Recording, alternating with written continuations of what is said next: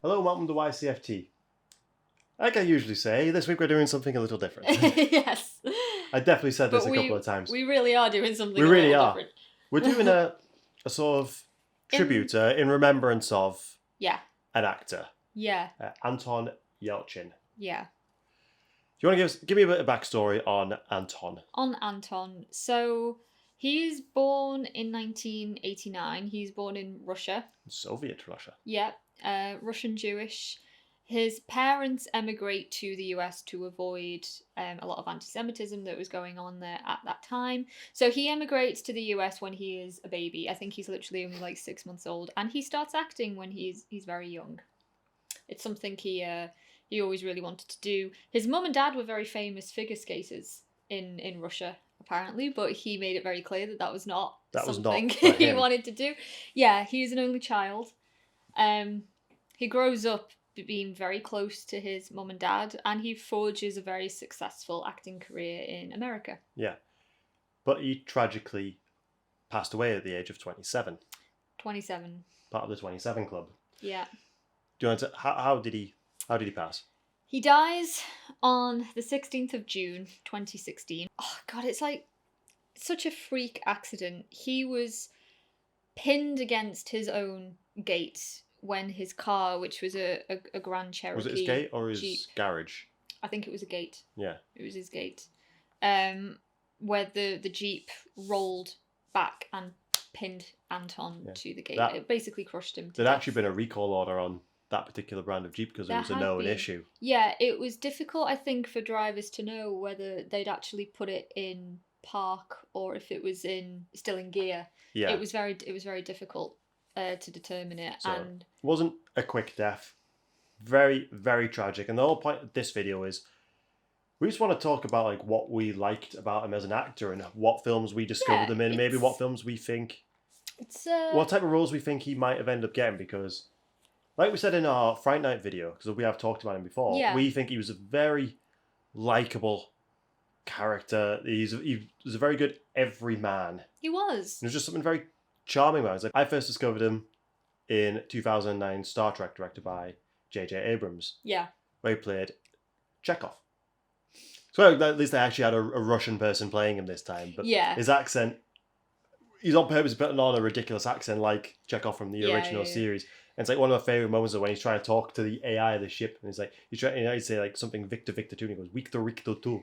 And the AI's like, can't understand a word he's saying. So he's like, Victor 2. It is very, very charming. And he played the role across all three films.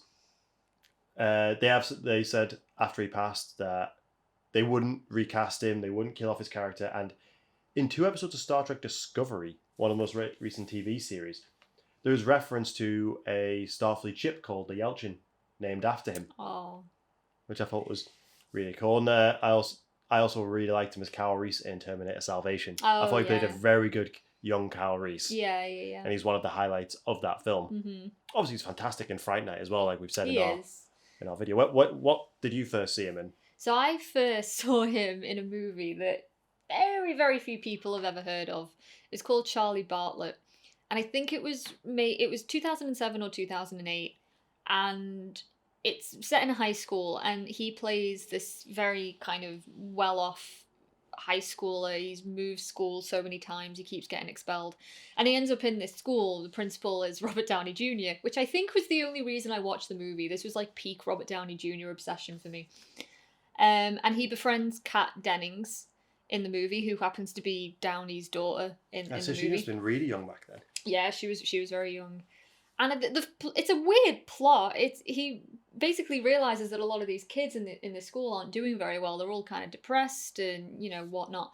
So he kind of takes it upon himself to sell them all like happy pills over the course of the film, like low key selling them drugs to like keep them entertained and whatnot. It's a comedy. That's what I remember of the movie.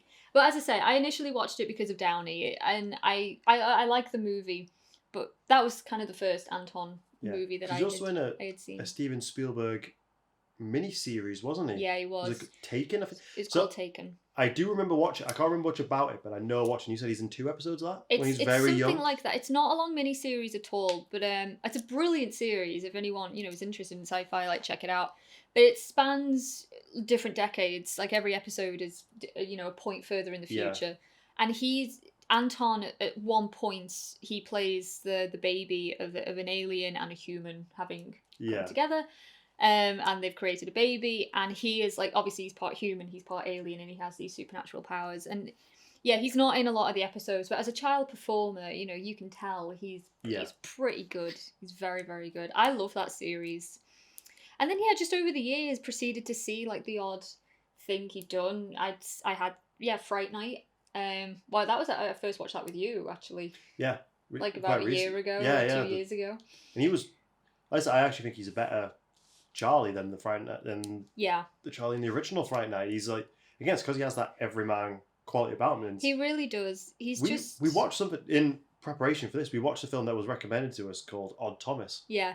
That didn't do very well, and it's a weird film. It's a weird film with some questionable acting from other cast members. Yes, it's not Anton's fault at all. This film the plot felt very, very similar to The Frighteners. Yeah, he plays a psychic in it. He plays a psychic. He can see ghosts, and he helps solve their murders. But he can also predict when people are going to die, or like when carnage is going to ensue. So a lot is because he's talking with ghosts all around a lot of CG characters. He's holding a lot of scenes just on his own. He can do it. So it's like the film was very okay, but he was very enjoyable in that film. I actually enjoyed it as a movie. I would watch it again, but he's another reason why we wanted to tackle Anton today is that he's no stranger to horror.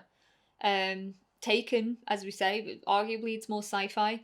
But Fright Night, Odd Thomas. He did a film called Burying the Ex. He was in a movie called Green Room. Green Room is apparently a fantastic film. Like I've been meaning to watch that for a very long time. I've only heard like really good things about that.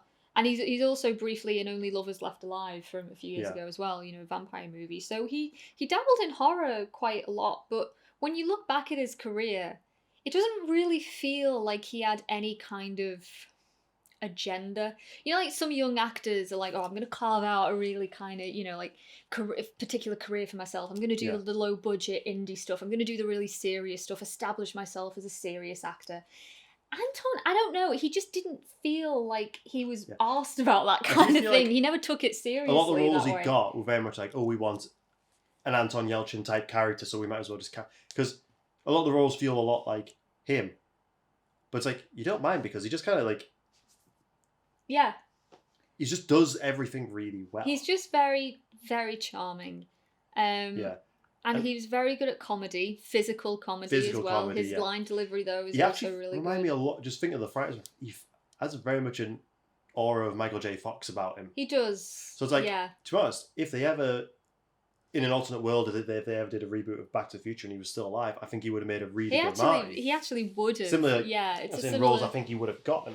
Similar sort of charm. If he was still alive. So he would have been in his 30s by now. Yeah. I think he would have made a really good Spider-Man. Because inevitably, I think he would have got an MCU role. Mm-hmm. Because the MCU was still in its infancy when he was still alive. And I definitely think he could have made a really interesting Spider-Man, especially the physicality of him. I think you're right. I mean, when you look back at his filmography, he dabbled in pretty much everything. He'd done low-budget stuff. He'd done some dramas. He'd done horrors, clearly, but he'd also done comedy. Big-budget sci-fis like Star Trek. And he proved he could, like, interweave between different genres, like, freely. He wasn't stuck doing big-budget stuff, and similarly, he wasn't stuck doing low-budget stuff. Not everything he was in was a massive success. I said, Thomas didn't do very well. Terminator Salvation, I personally really like it, but I know a lot of people really don't like it. But no one has a bad word to say about him in it. And I do think he was a very good Kyle Reese. It's not like when he was a Jai Courtney in Terminator Genesis. Like, Kyle Reese is not meant to be massive. No. He's, like, look at Michael Byam. He's scrawny. Yeah. Anton was perfect for that role. Yeah. By all accounts, everyone who worked with him just said he was just such a lovely, lovely young guy. Yeah. Very intelligent. He was very well read. And obviously, he was born in Russia to Russian parents, so he was bilingual. I actually think he might have been multilingual as well. Then he said he would always write letters to his mum while he was on set. Yeah, this is one of the sweetest things I read. So, like we said earlier, he was very close to his mum and dad. And whenever he was away on set, he would always make a point of writing a letter to his mum, who he was especially close to. And he would always sign off the letters with "Love, Antosha." Yeah. Antosha, which was his real name.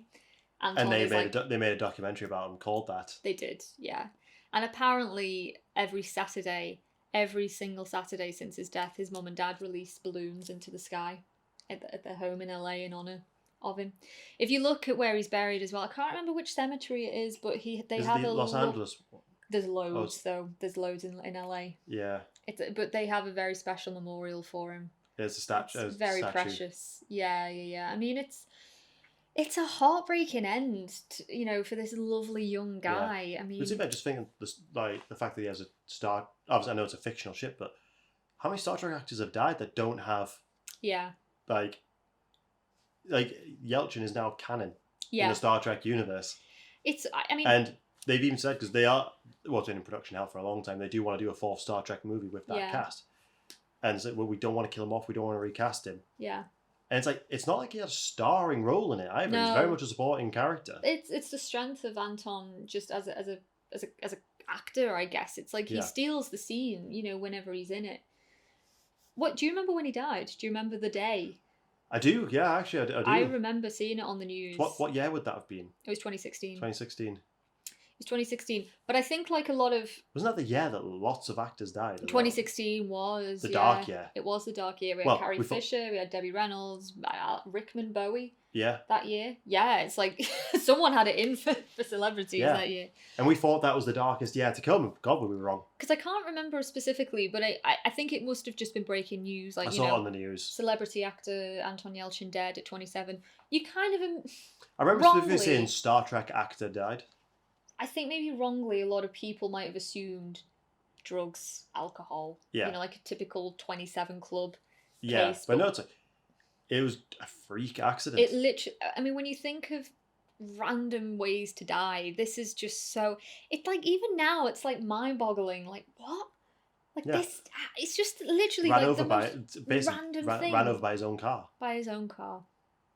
There's just like... There's something so profoundly tragic about that. So easily avoidable. Yeah. I'm just like, what a horrible way to die. But, I mean... It wasn't quick.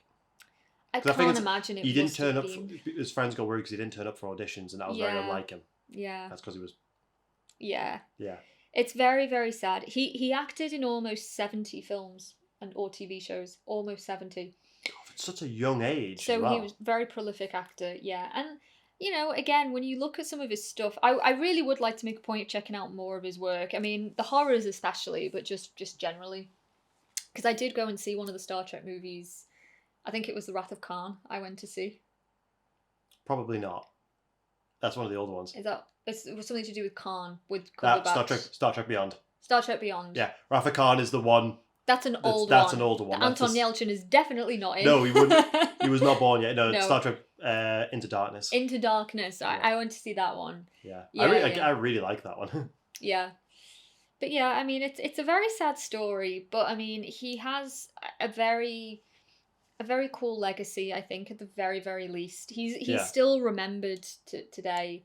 But it's like, as prolific as he was, I still don't think he's necessarily a household name, Anton Yelchin. But the average person might it's not. Hard. It'll be hard to find someone who hasn't seen something with him in. Yeah.